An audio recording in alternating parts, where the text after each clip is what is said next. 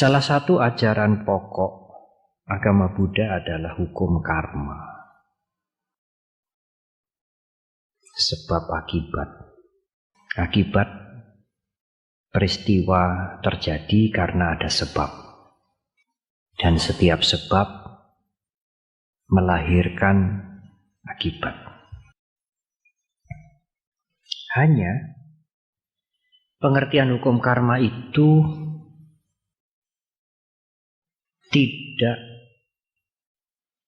boleh difahami dengan amat sempit. Apa artinya? Artinya semua yang terjadi, yang kita alami bukan karena karma yang lalu. Memang yang lalu kita membuat banyak macam perbuatan, yang baik maupun yang tidak baik, dan berakibat. Tetapi apa yang kita alami sekarang, kondisi yang kita alami sekarang, tidak hanya kita hadapi tapi kita alami, keberadaan kita sekarang, taraf hidup kita sekarang, kedudukan sosial kita sekarang, tidak 100% akibat karma yang lalu. Pengertian ini bukan pengertian yang melengkapi, tetapi justru pengertian yang sangat penting.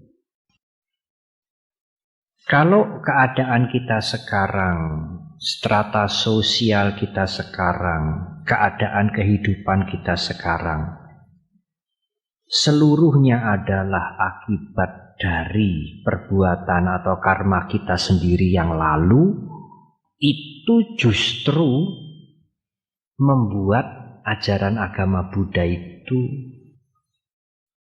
fatalistik. Fatalistik itu fatal.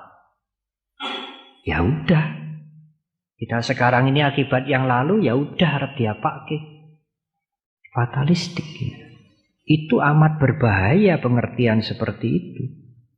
Dan itu justru bertentangan dengan ajaran hukum karma yang diajarkan oleh Sang Buddha. Ada 3 pandangan yang fatalistik yang ditolak oleh Buddha Gautama. Mengapa ditolak? Karena tidak sesuai dengan kasunyatan, tidak sesuai dengan the truth. Yang ketiga ini, 3 pandangan ini, yang pertama sering disebut Iswara sentris, pencipta sentris. Segala-galanya itu memang sudah diciptakan begitu, digariskan begitu, ditakdirkan begitu. Segala-galanya. Mau miskin, mau kaya, mau sengsara, mau makmur, ibu bapak saudara-saudara suatu ketika mati atau meninggal dengan cara begini atau cara begitu, ada orang menolong kita atau menjahati kita, semuanya itu sudah ada di dalam the grand skenario. Itu fatalistik. Menurut Buddha Gautama, lalu buat apa? Buat apa usaha-usaha yang kita lakukan? Karena kalau kejahatan itu juga sudah termasuk skenario, kita menjadi korban kejahatan juga sudah termasuk skenario, lalu buat apa? Buat apa usaha-usaha untuk perbaikan, untuk kemajuan dan sebagainya? Kebaikan, kebajikan, kasih sayang tidak ada pengaruhnya. Karena jalan hidup kita itu sudah ditakdirkan. Itu fatalistik juga. Fatalistik yang kedua adalah apa yang terjadi ini tidak ada sebabnya. Jalan begitu aja. Ada panas, ada dingin, ada siang, ada malam, ada ada terang, ada gelap, ada susah, ada senang, ya jalan begitu aja. Ahetuka wada. Hetu itu sebab, ahetuka, tidak ada sebabnya. jalan begitu aja. Itu juga fatalistik. Dan yang ketiga, seperti yang tadi saya sampaikan, semuanya akibat karma yang lalu.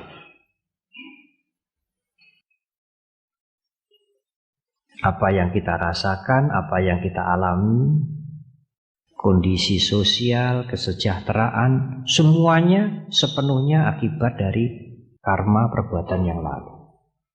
Buddha Gautama juga mengatakan itu juga fatalistik. Jadi apapun yang kita lakukan sekarang tidak ada pengaruhnya. Kebaikan dan kejahatan yang dilakukan seseorang tidak mempengaruhi jalan hidupnya. Karena yang terjadi akibat karma yang lalu sepenuhnya itu fatalistik.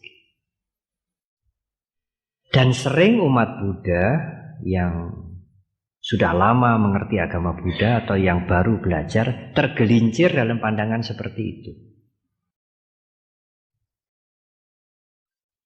Ibu bapak dan saudara-saudara, justru dalam pandangan agama Buddha, apa yang diajarkan Buddha Gautama, karena beliau melihat kasunyatan, the truth, beliau mengatakan karma yang lalu, perbuatan yang lalu itu hanyalah salah satu faktor yang mempengaruhi hidup kita. Tetapi bukan satu-satunya faktor yang menentukan hidup kita. Mengapa? Karena menurut Dhamma, menurut kesunyataan, apapun yang terjadi itu dipengaruhi, disebabkan oleh banyak sekali faktor.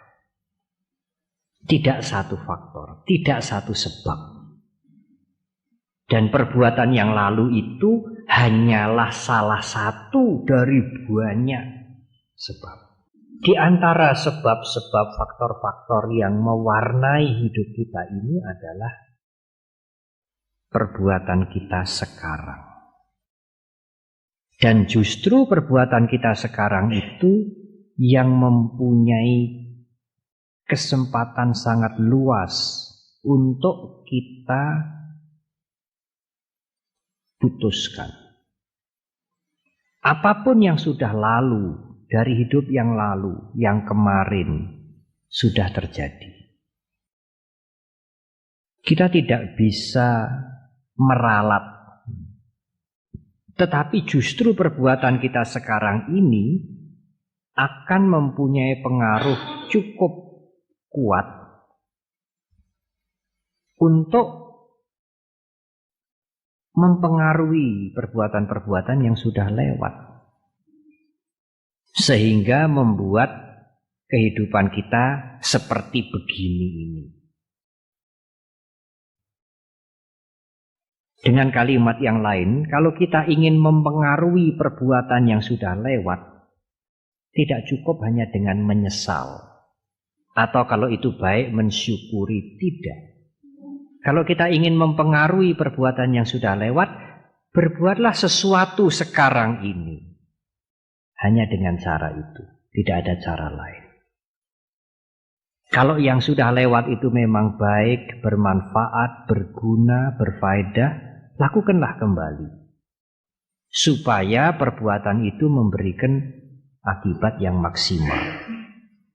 Kalau itu ternyata tidak baik, kejahatan, merugikan, baik bagi orang lain maupun bagi kita, bukan penyesalan, bukan rasa bersalah, tetapi lakukanlah sesuatu. Sehingga dengan apa yang kita lakukan itu, yang tidak baik, yang lampau itu tidak akan banyak dampaknya pada kehidupan kita. Ibu bapak dan saudara-saudara, oleh karena itu, dalam pengertian tentang hukum karma disebutkan bahwa setiap orang mempunyai free will, mempunyai kehendak bebas. Dan dia bisa menggunakan kehendak itu untuk kebaikan atau kejahatan, untuk yang bermanfaat atau untuk hal-hal yang merugikan. Dalam bahasa Pali dikatakan atakara, purisakara. Ada kehendak yang kita bisa arahkan. Sekarang kita mau melakukan sesuatu yang baik atau sesuatu yang jelek. Itu sepenuhnya pada keputusan kita. Oleh karena itulah Ibu Bapak dan Saudara-saudara, proses belajar, proses melatih diri, proses melakukan hal-hal yang baik adalah sesuatu yang sesungguhnya amat penting sekali. Sebenarnya kita tidak usah terlalu menghiraukan apa yang sudah lewat.